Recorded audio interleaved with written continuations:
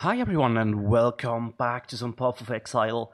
We are playing Ultimatum League actually. I couldn't get this build out of my mind and I just wanted to try it. So it took me a week until I finally started to play, right? We are on level 84 right now. The Ice Project 2, right? This build just does not... I can't get it out of my head basically, and I needed to test it. I switched over to an assassin though.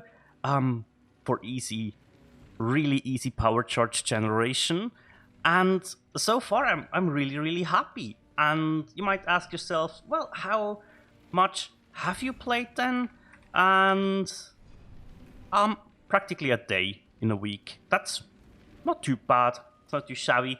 As you can see, we are sitting on 70 chaos on level 84, as I said.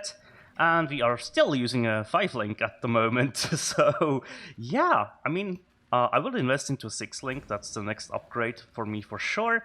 And there are a couple of influences spawned, right? Drox here is the one that is the last one of the Zero Watchstones ones. So at first I wanted to show you Baron, but that footage was laggy like crazy. I don't know why. This is the first time that I had to switch into full screen mode while recording, and that fixed it. I don't know why, but when I was recording in windowed full screen, it would just stutter all the time, not only in the recording, but also for me while playing, and that is definitely not good, right? So I thought one of the tankier conquerors is Drox, and I thought either Drox or Veritania, right? Veritania, I just forgot to record, which was unfortunate, right? I just didn't, yeah, I was in the flow of just running through and do what I do, right? Just try to level and progress, and then I completely forgot to record that. And Al Hasmin, I was like, no, I will not show that one off, because that one's pretty easy to kill most of the time. And to be fair, he died fairly fast with this build, which I was excited about, because I could actually freeze him quite consistently, which I was not sure if I would be able to do that at first. So when I was able to do it, I was really happy. Actually, let's grab a couple of beasts for Einhar as well. Off you go, little beast! Thanks. Away! Just so, we will leave the ultimatum for now. For at least the third round this time. Actually, it's not too bad with this build. Once you leveled up a little bit, I just needed to wait. I was basically able to do 1 or 2 waves before, and then it would get really hard to survive because I wasn't killing fast enough, right? I'm at the point now, up until like tier 5-ish maps, where I can pretty much do it throughout all the waves, depending on which one I get, right? The one with the stone circle I really do not enjoy, but the kill everything or the survive as long as X amount of time, those ones are fairly doable, and as long as I freeze and chill everything, as you see, that's when the build really shines. You get the nice Herald of Ice explosions with help, which definitely help with our clear speed. Right, so that's really enjoyable. If you have a boss or a thing that needs to die, we have our Arcanist brand, which applies Frost Bomb, as well as the how is the curse called again? I always forget, I'm sorry. Sniper's Mark, there we go. To make sure that while Frost Bomb does apply cold exposure, right, which lowers their resistance to our element that we are using here, Sniper's Mark actually increases the damage of our projectiles, which is pretty useful, I'm not gonna lie. That is just like a nice buff on top to have. And yeah, my lightning golem is a squishy little one at the moment, which is a bit concerning, and I'm not sure if I like it too much with the stage it's at. But I really don't have a good idea on how I would like to make that one tankier. So yeah, I have to take a deeper look at that. See, that pack was just gone with 1 or 2 casts. And that's very, very good to see.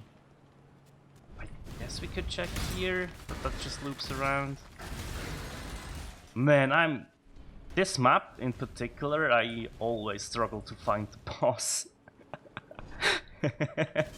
It's okay though, it is okay. We will find it eventually. Hello.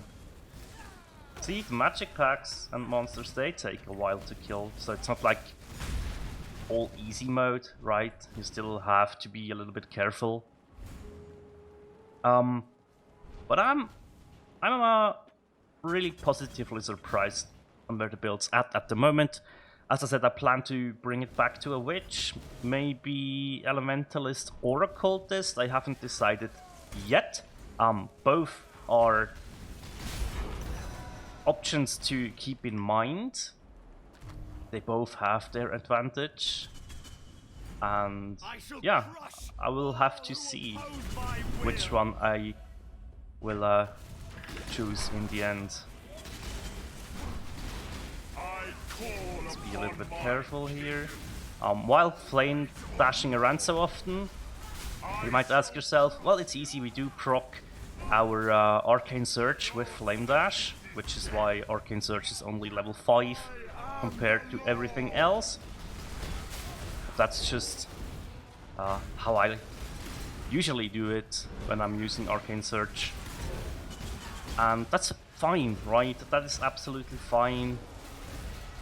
Pretty much all we need. We do have an Aetheri's Promise, which I bought for 1 Chaos as well. That definitely helps. But as you see, I mean, our damage is not too bad, and it's basically all thanks to crit. So yeah, that went pretty well. And we are now on Awakening level 1,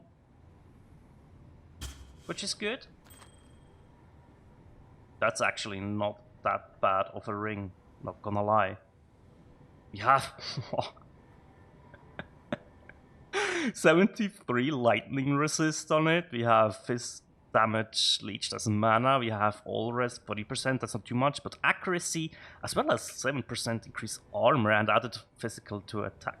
That's a decent ring if you are a melee build. Wow. We should be able to sell that at some point. Just need them. But yeah, that was Drox, and that was like everything regarding this build. I will say, as everybody else, I'm also really struggling with map sustain at the moment. I have 1 tier 6 map, that's it, right? So it took me quite a while to break out into these maps here, and it's very hard to sustain them. For now it should be easier because we have more Watchstones, right? So the strategy I'm doing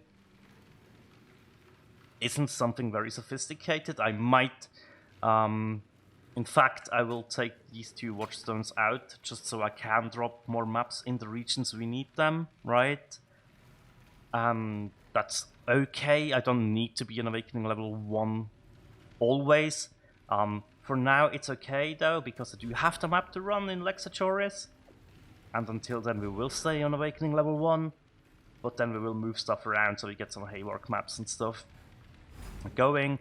But yeah, this league, what is going to happen? I will play very, very slowly. I will not play that often. Basically, I don't want my RSI to get back to that bad state it was.